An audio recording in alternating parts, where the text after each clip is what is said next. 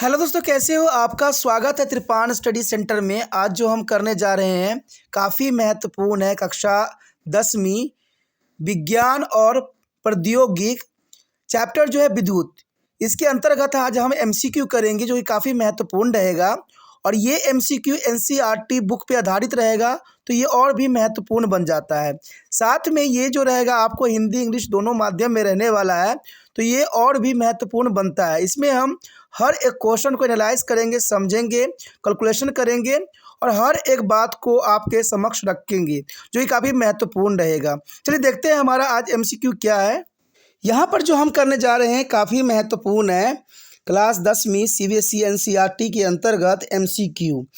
ये एमसीक्यू जो है इलेक्ट्रिसिटी चैप्टर पे आधारित है। इसमें हम एनालाइज करेंगे, समझेंगे और जानेंगे हर एक एमसीक्यू की महत्ता को। चलिए देखते हैं हमारा यहाँ पर क्या एमसीक्यू आया है। हमारे समक्ष अगला क्वेश्चन आ गया है। ये क्वेश्चन काफ़ी महत्वपूर्ण है। देखिए, ये क्वेश्चन है कि एक निश्चित प्रतिरोध के माध्यम से विद्युत धारा प्रभावित करने से उत्पन्न ऊष्मा इसके वर्ग के समानुपाती होती है। क्वेश्चन आपने समझ रहे हो कि एक निश्चित यानी एक फिक्स है, निश्चित प्रतिरोधक के माध्यम से हम विद्युत धारा प्रभावित करने से उत्पन्न ऊष्मा इसके वर्ग के समानुपाती होती। किसके अनुपाती होती है? क्या अवरोधक के प्रतिरोध के परिणाम के स्वरूप होती है, या रोकने वाला का तापमान, या सी धारा का परिणाम, या डी वह समय जिसके लिए करंट प्रभावित किया जाता है। तो ये क्वेश्चन जो है काफ़ी महत्वपूर्ण है एग्जाम व्यू से। ठीक है, और सबसे बड़ी बात है कि ये आपके जो है बुक से है, ये क्वेश्चन उठाया गया, यानी बुक से यानी एनसीईआरटी के अंतर्गत ये टेक्स्ट से उठाई गई क्वेश्चन है। तो ऐसे क्वेश्चन आने की संभावना बनी रहती है। तो आप क्वेश्चन समझ लिए होंगे और क्वेश्चन लिख भी दिए होंगे, आंसर आप अपने नोटबुक पे नोट कर लिए होंगे। तो ये काफ़ी महत्वपूर्ण बन जाता है। देखिए, क्वेश्चन तो समझ गए होंगे कि एक निश्चित प्रतिरोधक के माध्यम से विद्युत धारा प्रभावित करने से उत्पन्न ऊष्मा इसके वर्ग की समानुपाती होती है। क्या अवरोध के प्रतिरोध के परिणाम के स्वरूप? नहीं, ये तो नहीं हो सकता कि अवरोध के प्रतिरोधक के परिणाम, क्योंकि हमने यहाँ पर बुक में कहीं भी इस बात को जिक्र नहीं देखा है कि अवरोध के प्रतिरोध का परिणाम हो। ठीक है, रोकने वाला का तापमान।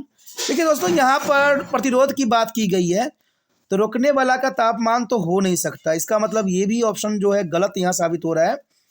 अगला ऑप्शन देख लेते हैं क्या, धारा का परिणाम। देखिए, कोई भी ऊष्मा उत्पन्न इसके वर्ग के समानुपाती होती है तो धारा का परिणाम यहाँ पर महत्वपूर्ण रखता है। तो इसका मतलब है कि सी जो है काफ़ी महत्वपूर्ण ऑप्शन है। सी ऑप्शन के साथ जा सकते हो। इसका मतलब जो इस क्वेश्चन का आंसर है सी, धारा का परिणाम। तो ये धारा का परिणाम काफ़ी महत्वपूर्ण यहाँ पर आंसर बना है। चलिए देखते हैं अगला क्वेश्चन क्या है।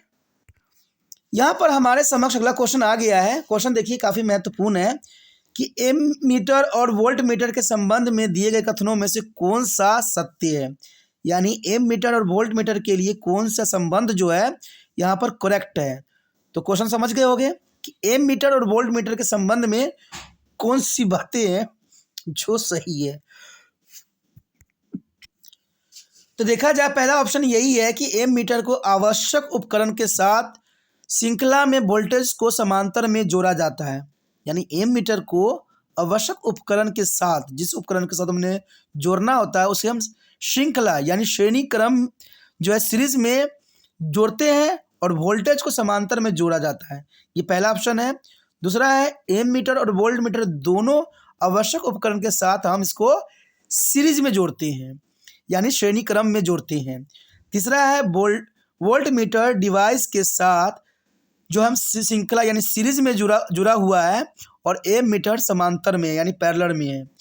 और डी है, इनमें किसी भी तरह से जोड़ा जा सकता है। यानी डी ऑप्शन तो चलिए ये बात तो बिल्कुल ही गलत बता रहा है। हम किसी तरह से नहीं जोड़ सकते, उसके भी रूल रेगुलेशन होते हैं, क्योंकि हमने पढ़ा है बुक में, हमने देखा है, समझा भी है।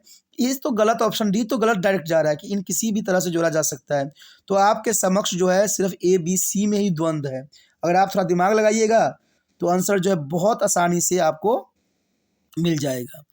तो आप अपना आंसर लिख लिए होंगे, समझ गए होंगे। देखिए, क्वेश्चन को समझना जरूरी होता है। अब देखिए यहाँ पर है एम मीटर को आवश्यक उपकरण के साथ, आवश्यक उपकरण के साथ हम एम मीटर को श्रेणी में जोड़ते हैं यानी सीरीज में जोड़ते हैं और वोल्ट मीटर को समांतर में जोड़ते हैं। ये हद तक कहीं हद तक सही है।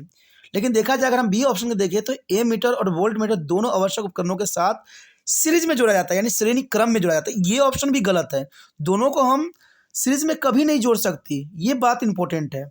सी ऑप्शन भी देख लेते हैं कि वोल्ट मीटर डिवाइस के साथ श्रृंखला में जुड़ा हुआ है और ए मीटर समांतर में है।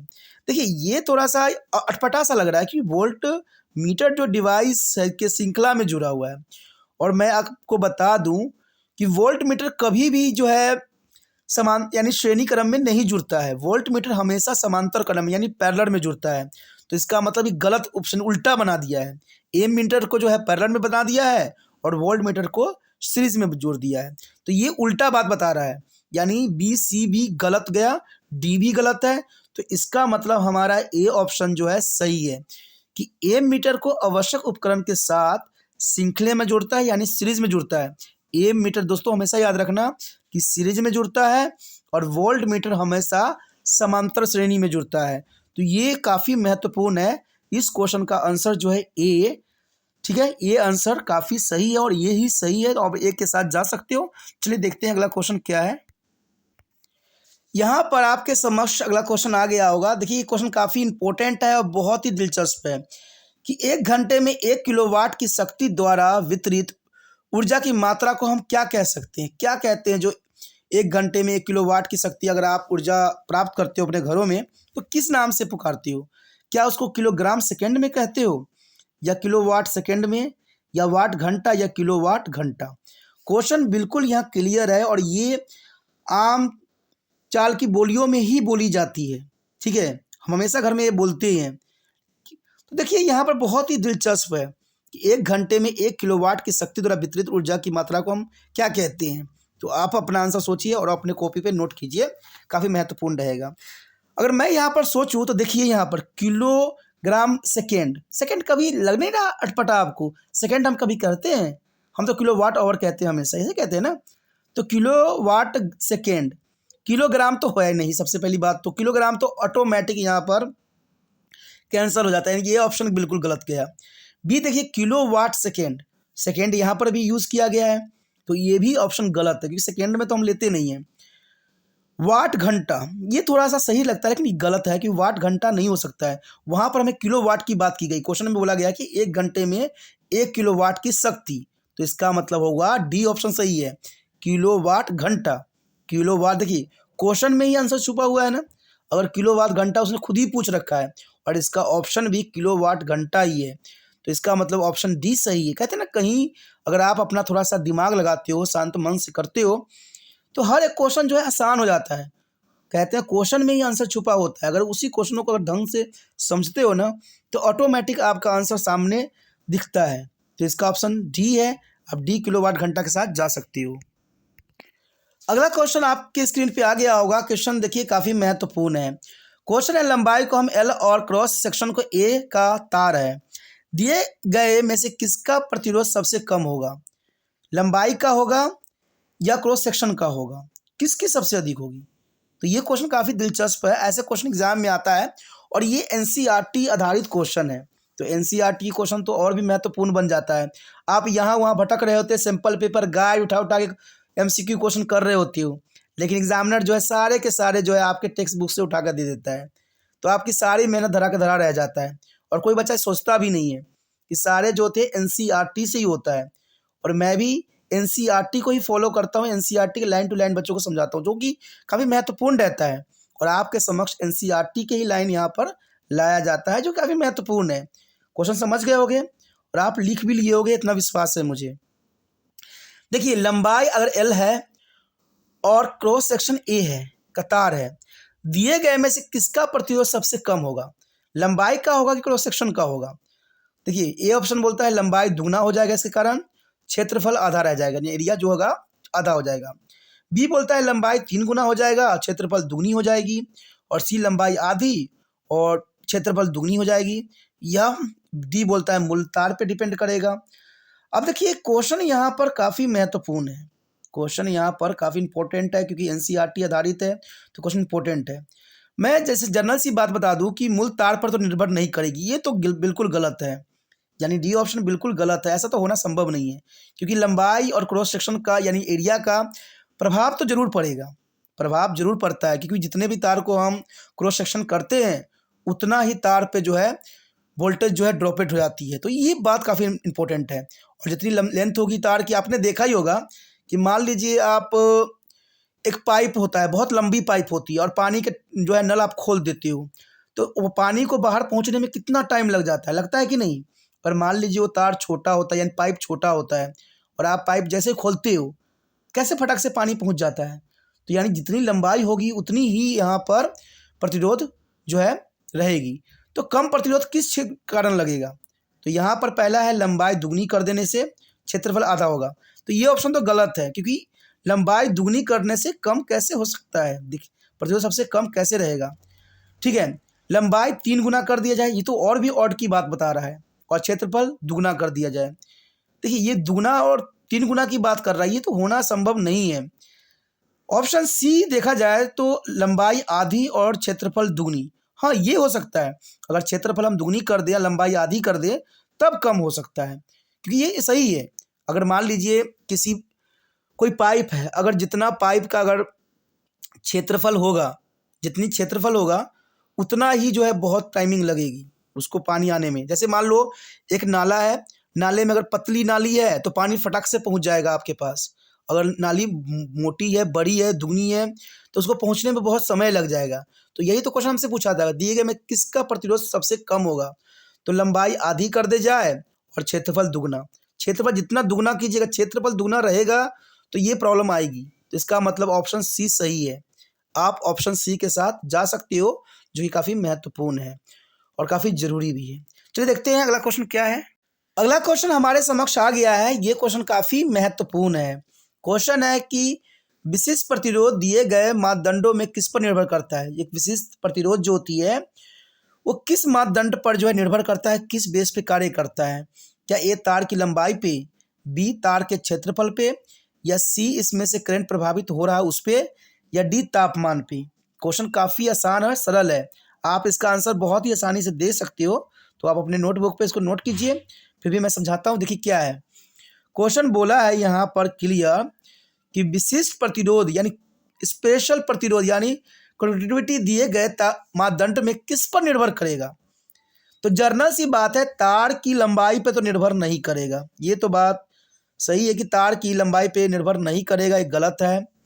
बी तार का क्षेत्रफल, तार का क्षेत्रफल भी यहाँ पर कोई वैल्यू नहीं रखता है, और इसमें से करंट प्रभावित हो रहा है, इस पर निर्भर तो करेगा ही नहीं करेगा। तो इसका मतलब है कि डी ऑप्शन सही है, तापमान। देखिए विशिष्ट प्रतिरोध दिए गए मापदंड में से किस पर निर्भर करेगा, तो तापमान पर निर्भर करेगा। तापमान जैसा रहेगा वैसा ही इसका मापदंड पे खड़ा उतरेगा। तो इसका ऑप्शन डी जो है सही है, आप ऑप्शन डी के साथ जा सकते हो, इसका डी ऑप्शन सही है। चलिए देखते हैं अगला क्वेश्चन क्या है। अगला क्वेश्चन हमारे समक्ष आ गया है। क्वेश्चन है कि विद्युत उपकरणों को समांतर संयोजन में कुल विद्युत शक्ति कितनी होगी। देखिए विद्युत उपकरण जो होती है यानी आपके जो इंस्ट्रूमेंट होते हैं, जैसे फ्रिज, कूलर, ये सारे जो आप यूज़ करते हो घरों में, विद्युत उपकरणों को अगर हम समांतर संयोजन में करें तो कुल विद्युत शक्ति क्या होगी। क्या ए वृद्धि हो जाएगी, यानी विद्युत शक्ति में क्या ए वृद्धि होगी, बी कमी होगी, या सी नहीं बदलता है या वो वही रहेगी। क्वेश्चन बहुत ही आसान है। अगर आप मान लीजिए विद्युत धारा आपके घर में आता है, आप कई इंस्ट्रूमेंट चलाते हो, तो इस पे जो है उसे कुल विद्युत शक्ति पे क्या प्रभाव पड़ेगा। क्वेश्चन डायरेक्ट और क्लियर है, ये जर्नल क्वेश्चन है, नॉलेज वाली है। अगर मान लीजिए आप अपने घरों में टीवी चला देते हो, फ्रिज चला देते हो, सब चला देते हो, तो क्या होता है, क्या वोल्टेज डाउन हो जाता है डायरेक्टली, नहीं होता है ना। तो ये क्वेश्चन भी यही है और आंसर भी ईजी है। देखिए जो यहाँ पर विद्युत धारा शक्ति में वृद्धि तो होगा नहीं, यानी बढ़ेगा तो नहीं, जितना रहेगा उतना ही रहेगा ना, कमी भी नहीं होगी और नहीं बदलता, ये तो बात भी अजीब सा है। तो इसका डी ऑप्शन वही रहेगा, यानी वही रहेगा। जो विद्युत धारा आपके घर में प्रभाव आ रहा है, आप जितना मर्जी इंस्ट्रूमेंट चला लो, उसकी विद्युत धारा में कोई प्रभाव नहीं पड़ेगा। सिर्फ प्रभाव पड़ेगा भी तो कहाँ पड़ेगा, आपके मीटर पे पड़ेगा। जितने इंस्ट्रूमेंट चलाओगे उतनी बिल उठेगा, तो इसका प्रभाव सिर्फ मीटर पे पड़ेगा, आपकी विद्युत धारा पर किसी भी इंस्ट्रूमेंट का कोई प्रभाव नहीं रहेगा।